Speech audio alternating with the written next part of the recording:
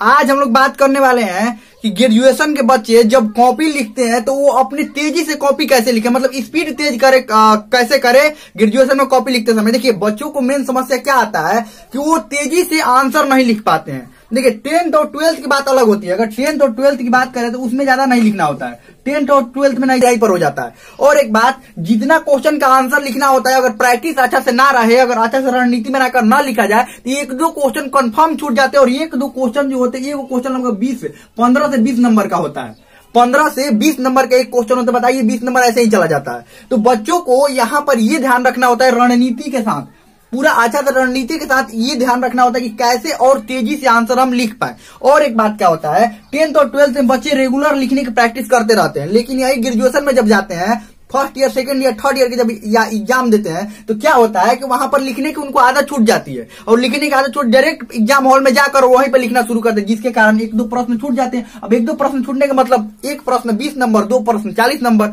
ये 40 नंबर का ऐसे ही छूट गया। तो 40 नंबर का छूट गया तो कैसे अच्छा नंबर आ पाएगा। तो वही आज हम लोग बात करेंगे कि कैसे जल्दी से जल्दी और फास्ट कैसे लिख पाए। देखिए आपको ऐसे पेज मिलता है, एक पेज नहीं, एक कॉपी मिलता है, उसमें बहुत सारा पेज रहता है। और एक बात, आप ये मत समझिए कि पेज की कमी हो जाती है, कमी बिल्कुल नहीं होती, बहुत सारा पेज उसमें रहता है। यहाँ पर क्या होता है कि आपको ये पेज जो मिलता है ऐसे लाइनिंग वाला पेज रहता है, ऐसे लाइनिंग वाला पेज रहता है, और ये साइड में लाइन नहीं खींचा हुआ रहता है। इसको चौथाई बोलते हैं, यानी कि पेज को 4 भागों में मोड़ दिया जाता है और मोड़कर एक भाग में से लाइन खींचा जाता है, इसको चौथाई बोलते हैं। तो मोड़ना नहीं होता है, चौथाई अगर ऐसे मोड़कर अगर 4 भागों में करके एक भाग खींचेंगे तो ज्यादा अधिक हो जाता है। तो अपने से एक अनुमान लगाकर साइड में ऐसा लाइन खींच लिया जाता है। देखिए, और अधिकतर में कहीं पर खींचा हुआ नहीं रहता, इतना बात ध्यान रखिए, खुद से खींचना पड़ता है। बहुत सारे बच्चे कहते हैं कि नहीं खींचा हुआ रहता है, तो ये खींचा हुआ रहता है 10th क्लास का जब एग्जाम देते हैं ना, वो भी स्कूल में, फाइनल एग्जाम नहीं, फाइनल एग्जाम में भी खींचना पड़ता है। 10th क्लास का जब एग्जाम देते हैं, वो भी स्कूल में जो इंटरनल एग्जाम होता है, 12th क्लास वाला जो इंटरनल एग्जाम होता है, उसमें साइड में खींचा हुआ रहता है, और बाकी किसी में नहीं। आपको खुद से क्या करना पड़ता है, साइड में लाइन खींचना पड़ता है। 10th और 12th यहाँ पर बात नहीं कर रहे हैं, हम लोग ग्रेजुएशन की बात कर रहे हैं। तो ग्रेजुएशन में भी आपको क्या करना पड़ता है, साइड में खींचना पड़ता है। उसके बाद आपको लिखने की शुरुआत करनी पड़ती है। तो लिखने की शुरुआत करना पड़ता है तो कौन कौन सी बातों का ध्यान रखें जिससे स्पीड अपना तेज हो सकता है। देखिए, कोई ऐसा कोई बात नहीं करने वाला, जादू वाला कोई बात नहीं करने वाला कि अचानक स्पीड तेज हो जाएगा, ऐसा कुछ नहीं। वैसा ही हम बात करेंगे कि थोड़ा जो स्पीड हो हल्का तेज हो जाए, हल्का नहीं, अगर आप प्रैक्टिस करेंगे तो थोड़ा ज्यादा भी तेज हो सकता है। अब क्या होता है, सबसे पहले कारण हम लोग को समझना पड़ेगा कि आखिर कारण क्या होता है, बच्चे तेज क्यों नहीं लिख पाते हैं। यहाँ पर तो लिख लेते हैं 10th 12th में, लेकिन यहाँ पर क्यों, इसलिए कि यहाँ पर उनको लिखने की आदत छूट जाती है, लिखने की आदत छूट जाती है। और डायरेक्ट एग्जाम हॉल में जाकर उन लोगों को लगता है ना कि हम आंसर लिख पाएंगे। अरे कैसे लिखेंगे, बड़ा से बड़ा जो खिलाड़ी होता है, क्रिकेट का खिलाड़ी देख लीजिएगा, मैच से पहले बहुत दिन तक प्रैक्टिस करता रहता है। बताइए, वो इतना अच्छा खेलना जानता है फिर भी प्रैक्टिस करता है, और आपको इतना 12 से 13 पेजों में एक आंसर को 12 से 13 पेजों में लिखना है, तो बताइए आप बिना प्रैक्टिस करे चले जाएंगे और लिख देंगे, लगता है कि लिख देंगे। ये आंसर लिखते लिखते बच्चों का हाथ दर्द करने लगता है और ये होने लगता है कि एकदम थकान महसूस होने लगता है। तो उस थकान को कैसे दूर करें, चलिए सबसे पहली बात करते हैं कि सबसे पहले आपको एक अच्छा पेन खरीदना है। लिखने में सबसे महत्वपूर्ण भूमिका होती है एक अच्छे पेन की। अब अच्छे पेन का मतलब हम ये नहीं करें कि आप महंगा पेन खरीदें, महंगा पेन मोटा होता है, और मोटा पेन जो होता है ना, उसको लिखने में और उसको पकड़ने में भी बहुत दिक्कत होती है। अब देखिए, आप हमेशा वही पेन से एग्जाम में लिखिए जो हमेशा आपको लिखने की आदत हो। अगर 5 रुपया वाला पेन से लिखने की आदत है तो 5 रुपया वाला, 10 रुपया वाला पेन से लिखने की आदत है 10 रुपया वाला। और पेन ज्यादा मोटा नहीं होना चाहिए, मोटा होने से दिक्कत ये होता है कि आपको पकड़ने में बहुत दिक्कत होता है। तो आप एक अच्छा पेन खरीदिए अपने अनुसार, जो आपको अच्छा लगता हो वो पेन खरीदिए। और देखिए, वैसा नहीं कि ज्यादा महंगा वाला पेन भी नहीं और ज्यादा सस्ता वाला भी पेन मत खरीदिए, एकदम पतला पेन होता है। कुछ ऐसा सस्ता वाला 2 रुपया वाला 3 रुपया वाला पेन होता है कि बहुत ही पतला होता है, तो उससे भी नहीं, और ज्यादा महंगा वाला पेन भी नहीं। ये लिमिट सेट कर लीजिए, जैसे 5 रुपया वाला या 10 रुपया वाला पेन ले लीजिए। उसके बाद क्या कीजिए, आपको एग्जाम हॉल में जाने से पहले कुछ दिनों क्या करना है। मान लीजिए एग्जाम है, उसके 10-15 दिन पहले आपको क्या करना है, ध्यान समझिएगा। आपको खूब लिखने की प्रैक्टिस करनी है। अब क्या लिखेंगे बताइए, अब लिखेंगे क्या, खूब लिखने के हम कार्य प्रैक्टिस करना है। तो आपको बाजार से मॉडल पेपर खरीद लेना है। क्या खरीद लेना है, मॉडल पेपर। मॉडल पेपर या उसको गेस पेपर भी बोलते हैं, गेस पेपर भी होता है। तो ये बात वही होता है, मॉडल पेपर या गेस पेपर रहता है।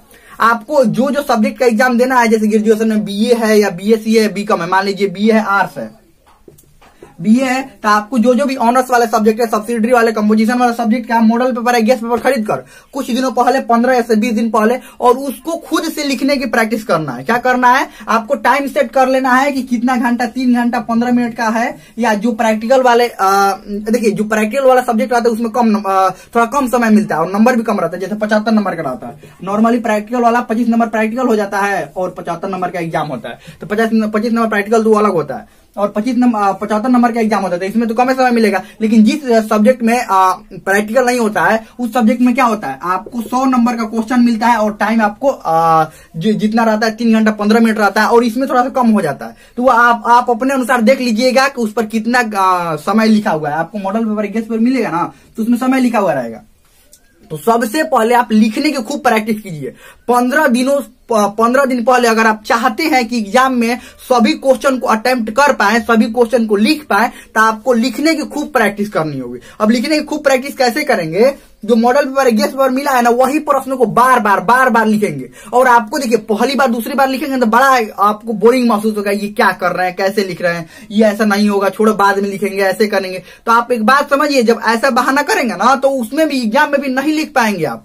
यहाँ पर बहाना नहीं चलाना है, यहाँ पर क्या करना है, आपको प्रैक्टिस करना है, क्योंकि अब 15 से 20 दिन समय ही बचा हुआ है। अब क्या कर लेंगे, अगर नहीं करेंगे प्रैक्टिस ना तो कंफर्म होता है कि आपसे 1-2 क्वेश्चन छूटेगा और 2 क्वेश्चन छूटेंगे मतलब 40 नंबर ऐसे ही छूट गया। मतलब आप कितना नंबर के लिखेंगे, 60 नंबर के लिखेंगे, तो 60 में 60 तो आ नहीं जाएगा। इतना तो अच्छा आंसर लिख कोई नहीं पाता है कि 60 में 60 आ जाएगा। और 60 में भी करके 45 या 50 या 55, इससे अधिक थोड़े आ जाएगा। 45, 50, 55 आ जाएगा। इतना बात ध्यान रखिएगा कि अगर आप चाहते हैं कि आपका अच्छा नंबर आए, 60 आए, 65 आए, 70 आए, 75 आए, अच्छा नंबर आए, तो आपको क्या करना होगा, प्रैक्टिस करना होगा, खूब प्रैक्टिस करना होगा। आपको अगर 1 महीना पहले समय मिल गया तो 1 महीना पहले भी प्रैक्टिस शुरू कर सकते हैं। और मॉडल पेपर गेस्ट पेपर खरीद कर खूब लिखने की प्रैक्टिस कीजिए, खूब लिखने की। अब देखिए लिखने के दौरान बच्चे क्या करते हैं, कैपवा जो होता है ना, कैपवा ये पेन के पीछे लगा लेते हैं। बताइए ये कैप को साइड में रखिए, अब इससे भी भार हो जाता है। ये अब भार हो जाता है लिखने में। देखिए आपको लगेगा कि कुछ नहीं महसूस हो रहा है, लेकिन आपके हाथों में क्या होने लगेगा, दर्द। ये हल्का ही बहुत ज्यादा हो जाता है। ये लगेगा हल्का है लेकिन यहाँ इस पर लगेगा तो बहुत ज्यादा हो जाता है। ध्यान रखिएगा, कैप को पीछे नहीं लगाना है। खूब लिखने की प्रैक्टिस करना है और एक अच्छा पेन खरीद लेना है। और एक और बात समझिए, जब भी एग्जाम में आप जाते हैं, अब देखिए यहाँ तो खूब प्रैक्टिस कर लिया और पेन के कैप पीछे मत लगाइए। अब एग्जाम हॉल में पहुंचने के बाद क्या होता है, लिखना शुरू करते हैं, कैप पीछे नहीं लगाना है, कैप साइड में रखना है। अब लिखना वहां पर शुरू करते हैं एग्जाम हॉल में। और देखिए बच्चे क्या करते हैं, डायरेक्ट नया पेन खरीद कर और लेकर चले जाते हैं एग्जाम हॉल में। अरे नया पेन नहीं लेकर जाना है, नया पेन खरीदिए लेकिन उसको चला लीजिए, कुछ दूर क्या कर लीजिए, चला लीजिए, कुछ देर खूब चलाइए उसको, मतलब कॉपी पर कुछ देर, ऐसा कि आपको लगे। देखिए नया पेन आप खरीदेंगे ना तो कभी कभी चलता है, कभी नहीं चलता है। आप देखे भी होंगे नया पेन कभी कभी चलेगा, कभी कभी नहीं। तो कुछ देर आप उसको क्या कर लीजिए, खुद से लिख लीजिए, चला लीजिए। उसके बाद ये नहीं कि पुराना पेन मत लेकर जाइए, लेकर जाना है नया पेन ही, लेकिन घर पर कुछ देर क्या कर लेना, उससे लिख लेना है। आपको देखने में अब लगे कि हाँ एकदम सहज लिखा जा रहा है तो बढ़िया है, उसमें कोई दिक्कत नहीं है। चलिए अब क्या करना है, एग्जाम हॉल में आप लिख रहे हैं, ठीक है, और कुछ देर पर हाथों को आराम देना। अब आप कहेंगे कि एग्जाम हॉल में लिख रहे हैं, उसमें कुछ देर में हाथों को आराम देने लगेंगे तो समय खत्म नहीं हो जाएगा। नहीं, देखिएगा होगा, अगर कुछ देर पर हाथों का आराम देते ना, एकदम लगेगा कि एकदम हाथ थक गया, तो 15 से 20 सेकंड, 20 से 30 सेकंड, इतना 30 सेकंड, इससे अधिक नहीं, 30 सेकंड तक हाथों को रोक लीजिए। अब इससे क्या होगा, थोड़ा सा ऐसे कर लीजिए। इससे क्या होगा, फिर वापस आपको लिखने की फिर वैसे ही आपको हैंड राइटिंग हो जाएगा। और नहीं तो क्या होगा, हाथ थका हुआ है और आप लिखने की और कर रहे हैं कोशिश, तो और हैंड राइटिंग बिगड़ता जाता है। आप खुद देख लीजिएगा, खुद आप आंसर जब लिखिएगा ना, घर पर प्रैक्टिस कीजिएगा, उसी समय देख लीजिएगा कि हाथ एकदम थका हुआ है और उसी पर आप लिखने की कोशिश कर रहे हैं तो आपका हैंड राइटिंग बिगड़ता हुआ चला जाता है। इसीलिए तो आप क्या कीजिए, 30 सेकंड, मात्र बस 30 सेकंड, घड़ी नहीं देखना है 30 सेकंड, आपको पता नहीं चल जाएगा। 2-4 बार ऐसे कर लीजिए, 30 सेकंड पूरा हो गया, हाथ में एकदम हाथ ठीक ठाक हो जाएगा। फिर से लिखना शुरू कर दीजिए। फिर कुछ देर बाद आपको हाथ थका हुआ लग रहा है, फिर 30 सेकंड बाद थोड़ा सा ऐसे हाथ कर लीजिए, फिर ठीक हो जाएगा।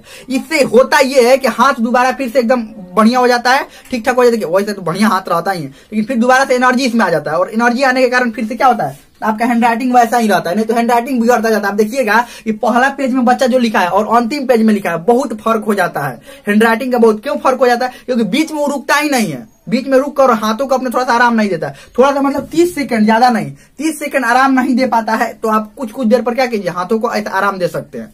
चलिए आगे बढ़ते हैं। अगला है लिखने के तरीके में बदलाव ना करें। बहुत सारे बच्चे होते हैं ये देखते हैं क्या अच्छा पेन ऐसे पकड़े तो पेन ऐसे पकड़े तो पेन ऐसे पकड़े, लिखावट ऐसे गोल बनाए तो इसको ऐसे करे वैसे करे। ऐसा कुछ मत कीजिए, आप जैसा लिख रहे हैं वैसा ही लिखिए, क्योंकि अब 10 दिनों में आपका बदलाव थोड़ा हो जाएगा। 12th तक यहाँ पर ग्रेजुएशन में आ गए वैसा ही लिख रहे हैं, आप सोच रहे हैं कि बदलाव कर ले तो बदलाव हो पाएगा? नहीं, ये संभव बिल्कुल नहीं है। तो आप क्या कीजिए, जैसा लिख रहे हैं वैसा ही कीजिए, नहीं तो आप बदलाव करने की कोशिश करेंगे, स्पीड और आपका धीमा हो जाएगा। अब आप चाहेंगे गोल लिखे तो ऐसे लिखे और आपका स्पीड क्या हो जाएगा, धीमा हो जाएगा। तो आप जैसे लिख रहे हैं वैसा ही लिखे, बाकी कोई बदलाव ना करें, बस वैसा ही लिखे। और देखिए एक और आपको बात बताते हैं, हैंडराइटिंग हल्का सा सुधारने का आपको तरीका बताते हैं। मान लीजिए अब अंतिम लिखते लिखते एकदम थक गए हैं और तो हैंडराइटिंग बिगड़ने लगता है, तो सबको पता है कि लिखते लिखते थक जाएंगे तो हैंडराइटिंग बिगड़ेगा। तो जब हैंडराइटिंग बिगड़ने लगता है तो एक आपको उपाय बताते हैं, ध्यान समझिएगा। हैंडराइटिंग जब भी बिगड़ेगा आपका, जब भी हैंडराइटिंग बिगड़ेगा तो एक उपाय बताते हैं, क्या होता है आपको करना है कि जो ये लिख रहे हैं शब्द, इस शब्दों का थोड़ा सा आकार बढ़ा देना है। आकार क्या करना है, बढ़ाना है, और बीच की दूरी थोड़ा सा बढ़ा देना है, बस। आकार जब भी हम शब्दों का बढ़ाते हैं, आप कहेंगे कि हाथ थका हुआ है, ऊपर से आकार बढ़ाएंगे तो और दिक्कत हो जाएगा। नहीं, आप जब भी आकार बढ़ाते हैं ना शब्दों का, तो और ज्यादा बड़ा बड़ा दिखाई देता है, और बड़ा बड़ा दिखाई देता है जल्दी जल्दी पेज भरने लगता है। साथ में बीच की थोड़ा सा दूरी बढ़ा दीजिए, जिसके कारण और साफ साफ दिखाई देने लगता है। तो जब भी हाथ थके आपको क्या करना है, शब्दों का आकार बढ़ा देना है। और देखिए अंतिम में, एकदम ये अंतिम की बात करें, शुरू से ये नहीं करना है, ये एकदम अंतिम में किया जाता है। तो अंतिम में क्या करना है, शब्दों का आकार बढ़ाना है, साथ में क्या करना है कि बीच में थोड़ा सा दूरी बढ़ा देना है, जिसके कारण आपका सभी आंसर एकदम पूरा हो जाएगा। और एक बात, यहाँ पर मॉडल पेपर और गेस्ट पेपर घर पर जरूर सॉल्व करना है, उतना समय में ही, जितना समय उस पर लिखा हुआ है उतना समय में प्रैक्टिस करके ही जाना है, तभी आप पूरा क्या कर सकते हैं, आंसर अच्छा लिख सकते हैं। तो अब से फिर से एक बार समझ लेते हैं, एक अच्छा पेन खरीद लेना है।